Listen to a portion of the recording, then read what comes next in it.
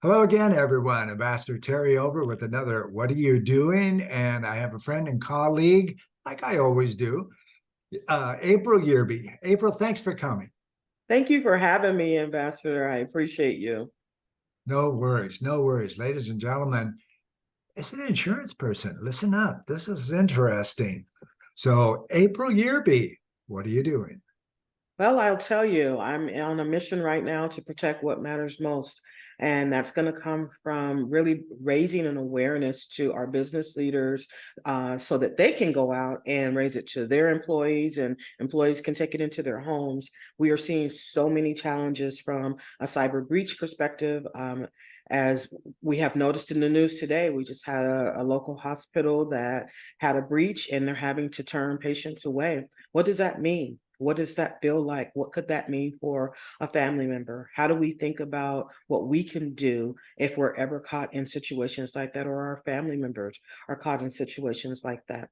So I am on a true mission to mitigate risk in such a way that individuals will and business leaders will change how they focus on insurance and mitigate their risk. And that's going to be done through speaking through a lot of those challenges that they're having and not really thinking through the things that come as a cascade effect. What does that mean? Incident A takes place, and what is the aftermath that is a result of that?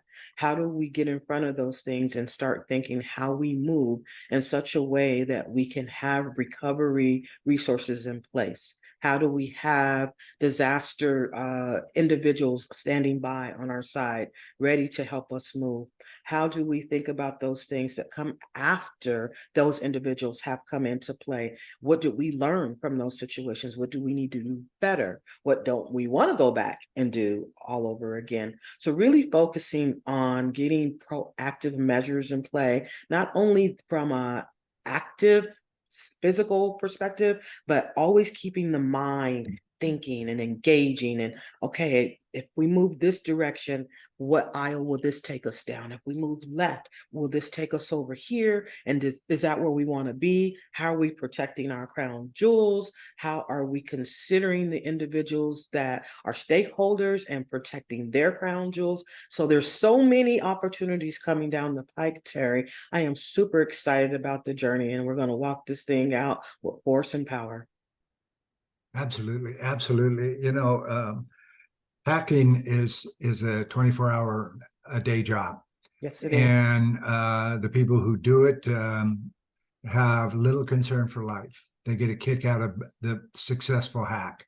And, we as society, um, we've got to stop that. We have to stop it in our own circles because when you, ladies and gentlemen, that are watching this, and thank you for watching, when you're watching this and you know somebody who's playing in the hacking circuit, you've got to correct that.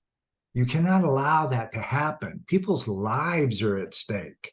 We're not gloom and doom here, but April talked about earlier before we got on camera about a child that was in surgery. The hospital got hacked, and they weren't sure if the child was going to survive after the third surgery because the medicines got messed up. These are serious things, and we as citizens don't get to allow that to happen anymore. It's very critical. April. Yes, definitely. Let me frame that because I think it's important that the audience really understands and gets that picture.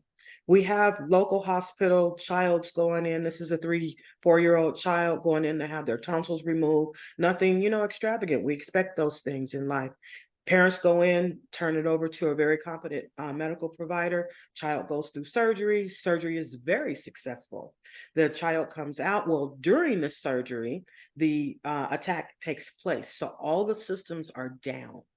And the medical provider does not have the information that he needs that's caught up in a database that is currently down to prescribe the necessary pain medicine for this child to come out in ICU. Doctor then prescribes the medication, and he has to go and tell the family that he has just overdosed their child. And he does not know how much he's overdosed the child, but he knows the child has been overdosed. And the only thing in that moment that they could do was sit and wait. I'm going to say that again, people. Hear me. Sit and wait. Imagine what it is like to be in a position where your child, your loved one, mother, father, sister, brother, has just been overdosed and you have no idea if they're going to die. This stuff is Absolutely. serious. Absolutely. There you have it, ladies and gentlemen. Another fabulous interview. Thank you so much for coming, April. This was terrific. Thank you for having me. I look forward to speaking with you again soon. And thank you, ladies and gentlemen, for watching. Bye-bye for now. Bye-bye. Let's talk thought leadership today.